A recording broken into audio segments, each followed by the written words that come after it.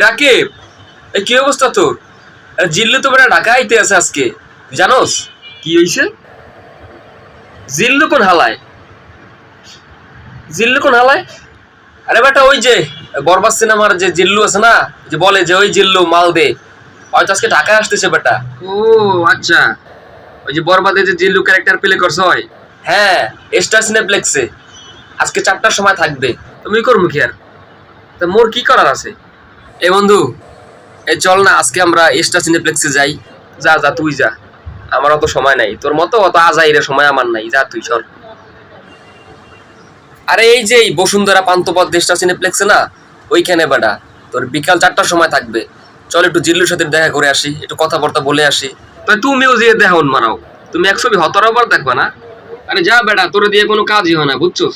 তোরে আসলেই ভাই সময়ের কালা তোরে পাওয়া যায় না বুঝছস। তুই থাক, তুই ঘরেই থাক, তুই ঘরে বসে বসে মোয়া খা বেটা। আমার হাতে অত আজাইরের সময় নাই তোমার মতো বুঝছো। আমি একটু পরে যেমন ধানমন্ডি লেগে রবীন্দ্র সরোবর, অনেক কনসার্ট আছে, কনসার্টে যাম। তুমি যাও, তোমার যদি কোনো কাম না থাকে তুমি যাও, তোর যাওয়া লাগবে না। আমি আমার ওই ফেসবুকের যত ভাই ব্রাদার আছে না, আমি এদের নিয়ে যাই।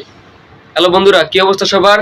আজকে কিন্তু আমাদের বরবাদের যে জিল্লু ক্যারেক্টার যে প্লে করছে, একদম পুরো ভাইরাল জিল্লু ভাই, তিনি কিন্তু ইতিমধ্যে ঢাকায় এসে পৌঁছেছেন। তো আজকে সে বসুন্ধরা পান্থপথ স্টার সিনেপ্লেক্সে জাস্ট 4টার সময় থাকবেন। আপনারা কে কোথা থেকে আসবেন এবং যদি তার সাথে কেউ দেখা করতে চান, তাহলে স্টার সিনেপ্লেক্সে 4টার সময় আইসা পড়েন।